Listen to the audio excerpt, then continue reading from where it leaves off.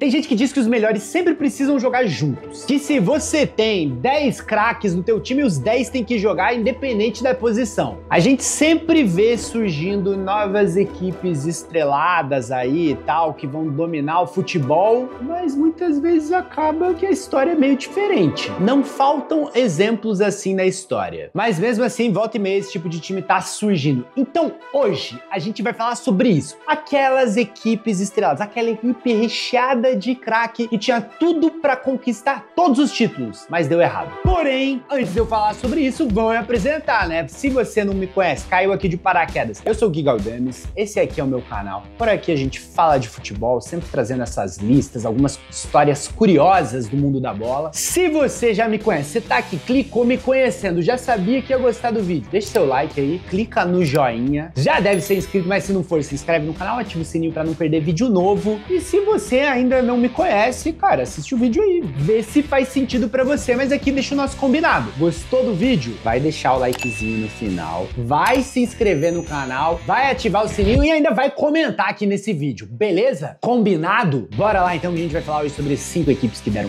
errado. Cara, eu vou começar com um time brasileiro, ou melhor, uma seleção brasileira. Seleção essa que tem até vídeo aqui no canal, porque muita gente, quando fala do futebol raiz, daquela seleção maravilhosa, usa esse time como exemplo. Mas esse time deu errado. Já sabe de quem eu tô falando, né? A seleção brasileira da Copa de 2006. Quadrado mágico ali, Kaká, Ronaldinho, Adriano, Ronaldo, Cafu e Roberto Carlos na laterais, Dida no gol, só craque. Mas e o futebol? Ficou onde? Porque vamos lá, esse time realmente era recheado de craques. Você tinha no banco nesse time caras como o Juninho Pernambucano, Robinho, que era a nossa grande promessa, Cicinho, que era o lateral do Real Madrid. Um timaço no papel. Só que foi uma Copa do Mundo muito abaixo do que a gente esperava, muito abaixo. Cara, a seleção foi pra Alemanha com a certeza de que o Hexa viria. Pô, e a gente vinha de 3 finais de Copa seguidas. Imagina você, essas foram as 3 primeiras Copas da minha vida, 94, 98 e 2002. Eu não sabia o que era perder, cara. Eu não sabia o que era a seleção não chegar em final. Era só alegria a Copa do Mundo. Copa do Mundo era sinônimo de festa. Ainda mais quando a gente tinha esse time aí, só craque, que tinha vencido Copa América, tinha vencido Copa das Confederações, time que batia em todo mundo.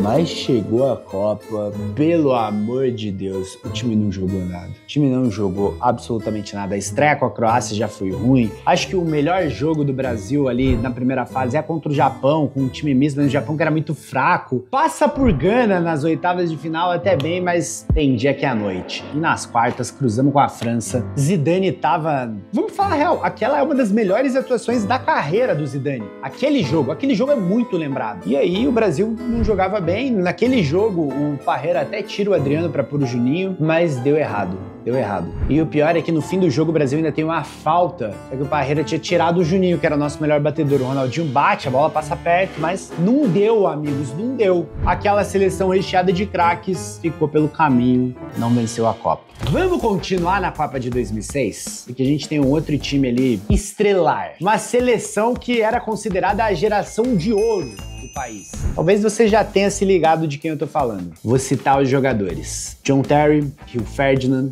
Steven Gerrard, Frank Lampard, David Beckham, Joe Cole, Wayne Rooney, Ashley Cole. Que time fantástico no papel. Os ingleses achavam que depois de 40 anos a Copa viria. Esses caras poderiam fazer frente ao Brasil. Afinal, só esse meio campo com Lampard e Gerrard, Beckham aberto de um lado, e aí vem um pequeno errinho, né? Scholes aberto do outro. E tinha uma outra coisa aí nessa Inglaterra, assim, no Brasil, faltou comprometimento. Assunto daquele vídeo que eu falei aí, que eu já postei sobre esse time de 2006. Na Inglaterra, o que tenha rolado talvez, e já foi dito isso por jogadores daquele time em entrevista, é que a rivalidade entre eles era muito grande. Era uma época em que você tinha Chelsea e Manchester United brigando muito pelos títulos, e a gente sabe, quando você tem um treinador como o Mourinho, que sempre jogando lenha na fogueira, Ferguson também, o time do United era um time muito guerreiro, você tem jogador do Arsenal, jogador do Liverpool, o bicho pega. Essa rivalidade, ela prejudicou a seleção, uma seleção que como equipe não funcionava tanto. E aí você tem também o desenho do time, porque, pô, óbvio que o meio campo que tem Lampard e Gerrard é sinistro. mas você precisa de alguém que carregue o piano sempre. Você precisa daquele jogador que vai se doar e jogar mais pro time, vai marcar mais para que os outros possam jogar, e esse time não tinha esse cara no meio campo. De repente um Carey que poderia ter jogado, um Hargreaves, e a Inglaterra ficou pelo caminho. É engraçado que a Inglaterra foi eliminado tanto na Euro de 2000, essa geração, tanto na Euro de 2004, quanto na Copa de 2006 por Portugal nos pênaltis. Caras tão experientes, caras com tanto nome, que não aguentaram a pressão da cobrança de pênaltis em 2 oportunidades. E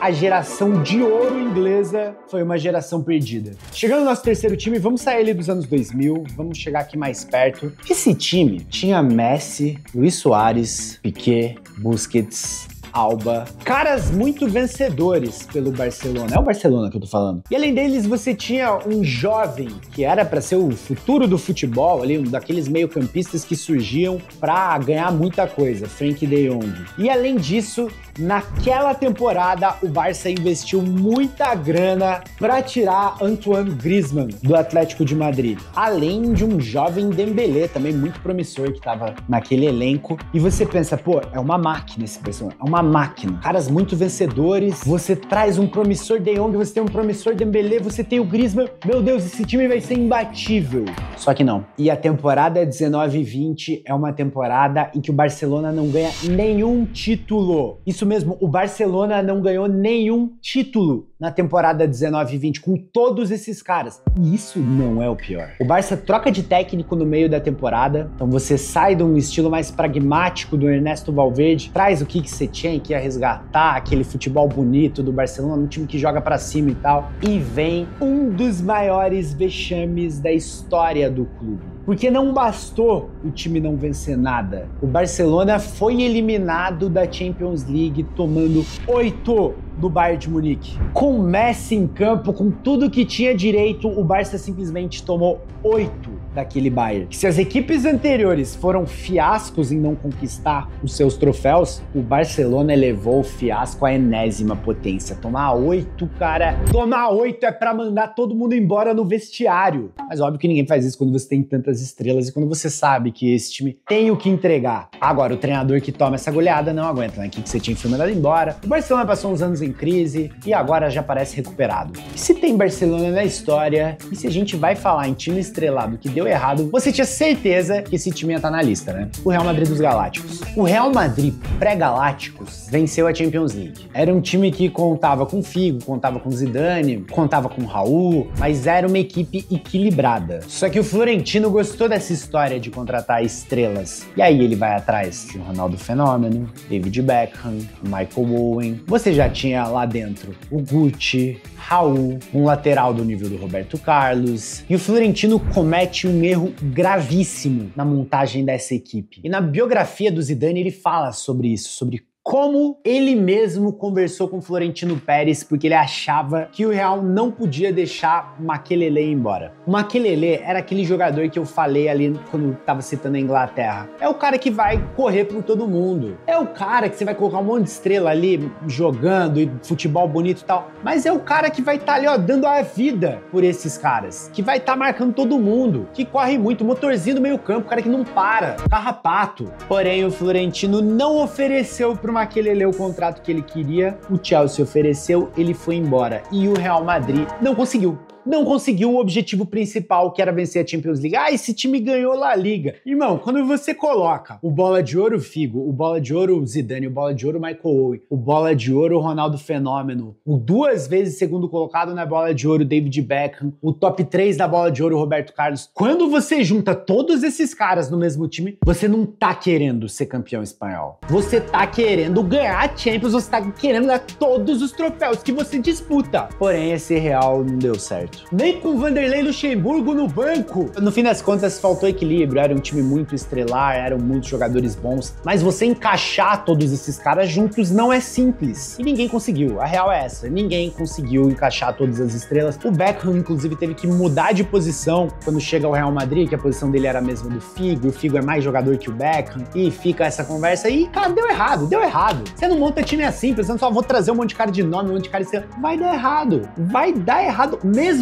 quando parece que vai dar tudo certo. E aí a gente vai entrar no nosso último exemplo. Você junta Messi, Neymar, e Mbappé, e na hora aparece, meu, ninguém para esse time. É impossível para esse time. Não foi. Uma baita decepção pro Paris. Um Neymar e Mbappé numa guerra de egos. Um querendo ser mais estrela que o outro. Um Messi que tava mais interessado no que ele ia fazer com a seleção do que o que ele fazia em Paris. E um time sem química, um time sem equilíbrio. De novo, você tem 3 caras que acabam não marcando. E foi um PSG que não chegou perto de vencer a Champions League, que era o objetivo principal, né? Campeão francês, esse time é todo ano. Ele começa o campeonato campeão, só dá pra perder. Foi tão ruim que na primeira temporada sem esse trio, onde sobrou só o Mbappé, o PSG chegou na semifinal. Na segunda, que tá acontecendo enquanto eu gravo esse vídeo, o PSG tá na semifinal e venceu o jogo de ida. Pode ser que quando esse vídeo for ao ar, o PSG já esteja na final. Porque você precisa montar um time equilibrado. E foi isso que faltou nessas equipes todas. Todas essas equipes eram desequilibradas. Devo dar mais 2 exemplos aqui, eu nem vou entrar muito neles, mas o Flamengo em 95 montou o melhor ataque do mundo, Sávio, Romário e Edmundo. Deu errado. A melhor geração da história da Bélgica tinha Hazard, De Bruyne, Lukaku, Courtois, Vertonghen, Alderweireld, Vermaelen, Witzel, Fellaini, Dembélé. É muito cara bom. Não deu certo. Porque no futebol, nem sempre os melhores têm que jogar. Uma equipe precisa ser equilibrada. E às vezes, aquele carregador de piano não é tão bom quanto aquele camisa 10 preguiçoso, só que ele corre muito mais. Só que o camisa 10 não vai entregar sem a bola tudo que ele entrega. E é por isso que não basta juntar os melhores, você precisa ter um time equilibrado, um treinador que saiba o que faz, que monte o melhor time e não apenas os melhores jogadores. E não faltam exemplos de equipes estrelares que deram errado como as que eu contei pra vocês aqui hoje. E se você tá nesse vídeo até agora, agora sim eu vou cobrar. Ficou no vídeo até agora, ó, like, inscrição, sininho, comenta no vídeo, fica aqui com o meu abraço e até a próxima.